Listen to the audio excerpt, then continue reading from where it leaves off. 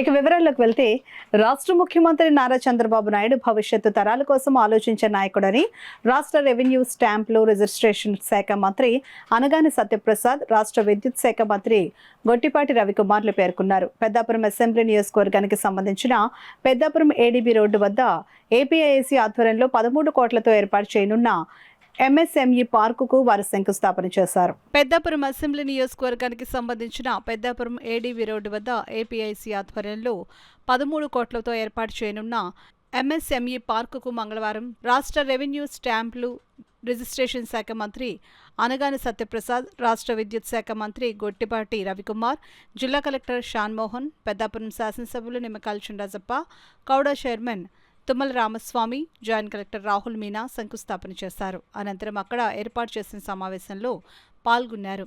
ఈ సందర్భంగా మంత్రి అనగాని సత్యప్రసాద్ మాట్లాడుతూ, గౌరవ రాష్ట్ర ముఖ్యమంత్రి చంద్రబాబు భవిష్యత్తు తరాల కోసం ఆలోచించే నాయకుడని అన్నారు. ఉపాధి కల్పనతో పాటు ఆర్థికంగా రాష్ట్రాన్ని నెంబర్ 1గా నిలిపేందుకు ప్రతి కుటుంబానికి ఒక పారిశ్రామికవేత్త అనే నినాదాన్ని రాష్ట్ర ముఖ్యమంత్రి చంద్రబాబు ఇచ్చారని ఆయన తెలిపారు.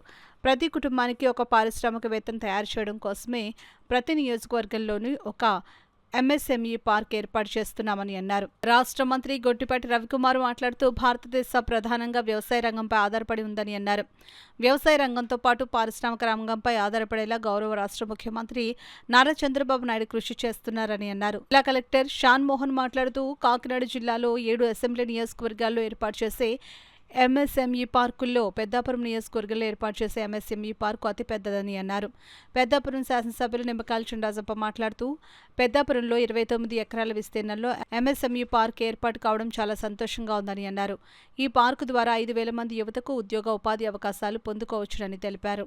కార్యక్రమంలో మాజీ municipal chairman Raja Suribabu Raja, Peddapuram RTO K Sriramani, APIAC general manager M Ramana Reddy, DLDO KNV Prasada Rao, ఇతర అధికారులు, ప్రజాప్రతినిధులు పాల్గొన్నారు. చంద్రబాబు నాయుడు గారికి తమ్ముడు కంటే ఎక్కువగా పార్టీలో ఉంటూ ఆయనకి వెన్నుదన్నుగా ఉండి 2014లో ఆఖరి సీటు నాకు వేసి ఇచ్చింది వారికి.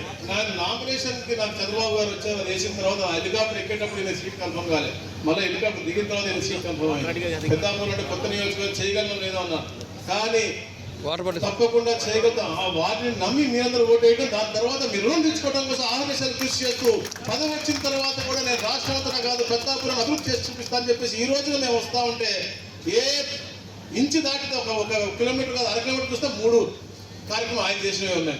ఎంఆర్ఓ ఆఫీస్ అవ్వచ్చు, ఆర్టీసీ బస్ స్టాండ్ అవ్వచ్చు, ఆఖరికి గడియారం స్తంభం అవ్వచ్చు, అన్ని హంగులతో అంబేద్కర్ భవన్ అవ్వచ్చు. అంటే వెనకబడిన వర్గాలు కూడా అన్ని హంగులతో కూడా జీవించాలి, వారికి కూడా మంచి భవిష్యత్తు లక్ష్యంతో ఆ రోజునే వారు వేసినట్టు పునాది.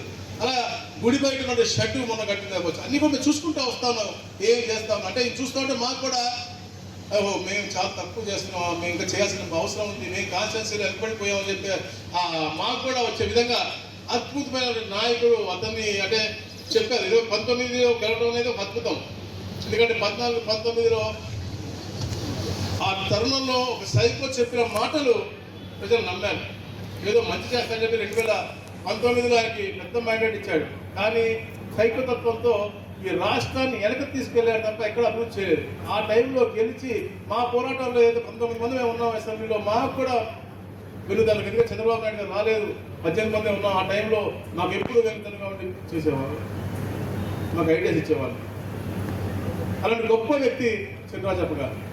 అలాంటి గొప్ప వ్యక్తి ఈ ప్రాంతంలో శాసనసభ్యుడిగా ఉండి మంత్రిగా చేసి ఈ రోజు కీలకంగా పొలిట్ బ్యూరోలో ఉండొచ్చు, రేపొద్దున ఇంకా ఉత్తమమైన పదవుల్లో ఉండొచ్చు. అన్నింటిలో కూడా ఎప్పుడు కూడా పెద్దాపురం నిజంగా మర్చిపోకూడదంటే గొప్ప వ్యక్తి మా యొక్క చినరాజప్ప గారు. ఎందుకంటే ఎప్పుడు కూడా ప్రజా సంక్షేమం, ఇప్పుడు పెద్ద చెప్పిన అభివృద్ధి సంక్షేమం రెండు కళ్ళుగా భావించే పార్టీలు ఈ కూటమి పార్టీలు.